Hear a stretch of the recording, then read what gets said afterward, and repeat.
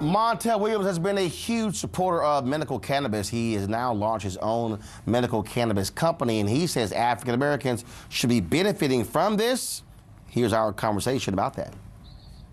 There are times that I miss the daily forum, but if I just could let you know, brother, if you knew the things I'm involved in, I took my first company public this last year, 2 years ago, which is a medical device company that's in its third phase clinical trial right now for traumatic brain injury. And this device, once it passes this test, we just made an announcement today about the fact that a pilot trial also shows that it has immediate impact neurologically to people who have MS, if in fact married together with therapies. So this device is going to start changing the world.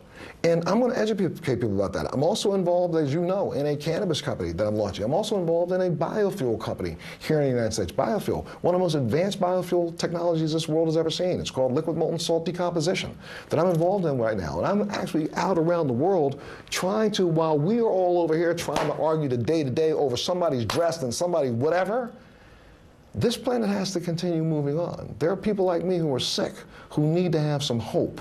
And I wish I could take my time to spend it, and I say this, you'll understand when I say it this way, trying to smack some sense into silly.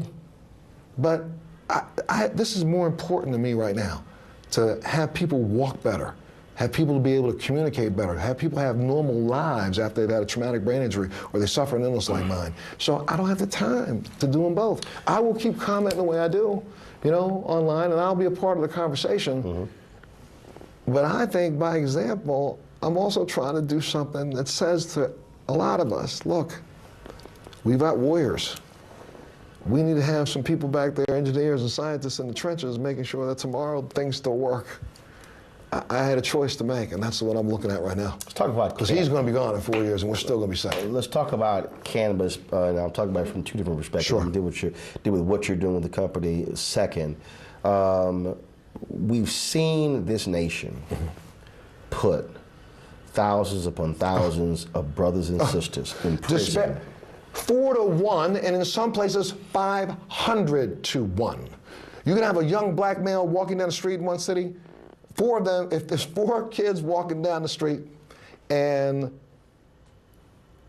one of them is white, and the cops stop all 4 of them, the white kid's getting off. Now, it's crazy to me that this is what we're living in today. And in some places in this country, it's 500. And why? Because the judge says, well, I don't want to put that young man in prison with all of them, just because he had 10 ounces of marijuana or 2 pounds of marijuana for the white kid. But when the black kid, he's got a joint in his pocket, he's a dealer. So he's going away for 5 to 6 years. This is really absolutely ridiculous. That's part of the reason why I'm so glad to be here today, because this evening an organization called WAG, which is Women Above Ground, which is started by a woman by the name of Bo Money, is an organization that's founded by an African-American woman who's trying to tell this community and the world, listen to me, there are licenses that are out here, and these municipalities that are deliberately disparaging and blocking you from stepping up to the plate and participating, we need to take action and start suing. I'm in this business now, and I'm in this business, and I'm hoping that by example, other African Americans understand that this is a business that we have a right to be a part of. Let's come back up for a second, because Roland, I want you, please, get one of your producers to do this here and do a story on this. What African Americans in this country have to understand is that this was done deliberately from day one. Most people believe that marijuana was made illegal because it's a drug. Lie. It was made illegal because of something called the Marijuana Tax Act by one guy by the name of Anslinger, who stood on the congressional steps and said, we need to stop this scourge of marijuana because it makes white women want to have sex with ends and spicks. There's a tape of him saying that in a voice, you could hear it. His whole mission from 1937 all the way up to 1963 was to vilify marijuana because of us, but it had nothing to do with us.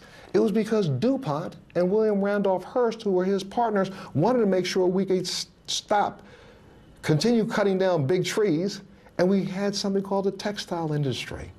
And cannabis and hemp would have destroyed the textile industry. Right now, we have $690 million worth of hemp products being sold in the United States every year. Not one of those companies is an American company, all being imported. Another place that we're being blocked from. So let's just have a real solid discussion about cannabis.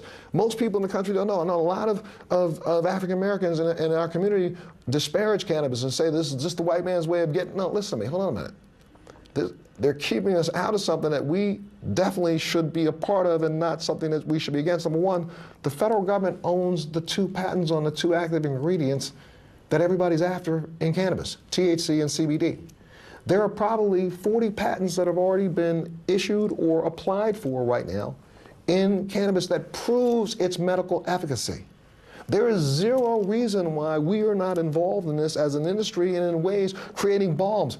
Are you kidding me? There is zero reason why African American women are doing what slave women did, using cannabis in an oil in their hair and on the skin.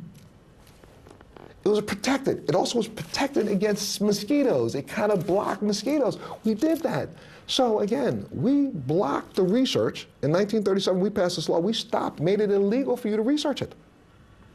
Now all of a sudden the research is being done again. And that's why I'm so excited to be in this, because again, Roland, I got in this because I'm not here to sell weed to anybody. I use cannabis and I've used it now for 17 years straight because I have MS, and it deals and helps me deal with some complications of symptoms that I have. Everything from night spasticities, leg tremors, to neuropathic pain. It helps to block my brain's sensation. Right now while I'm sitting here, I actually had I had maybe 2 vapes before I walked in here. I'm not missing any of my cognitive function. I've just blocked the pain in my feet so I can have this interview with you and not have to stand up and shake my legs out. So there should be no reason why, if a credible doctor, and I have some of the top doctors in the world. I see doctors at Harvard, Johns Hopkins, UC San Francisco. I used to doctors at the Nobel Institute, the Carroll Institute in Stockholm, Sweden, who all have said to me unequivocally, Montel, if cannabis works for you better than those opioids, then you should stay on it. And then after seeing me for 2 years, they say, don't you change a thing. And now we have, of course, NFL players who are retiring, who are talking about how important this is and trying to get the NFL to say, look, you guys are running around. There's a story that came out, the Atlanta Falcons, I guess, prescribed 3 times as many opiates to players as any other NFL team. Players are talking about, look, Brett Favre had a prescription drug problem. A lot of these other players and others are saying cannabis is a way to be able to deal with the pain, deal with concussions, deal with injuries. The company that started is called Lenitive Labs.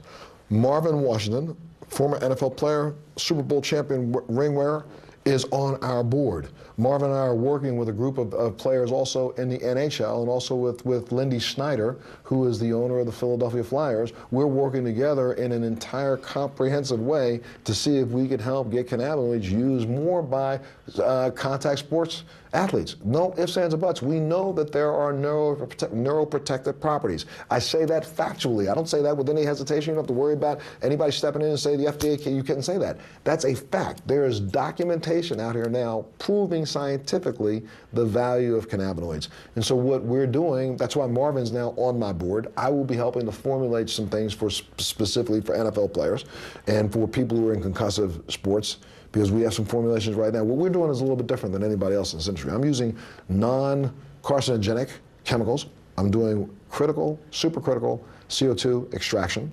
So we're using the least carcinogenic extraction form possible. I strip out all the cannabinoids from a plant, and then we put them back together based on what we've heard anecdotally from people in disease states.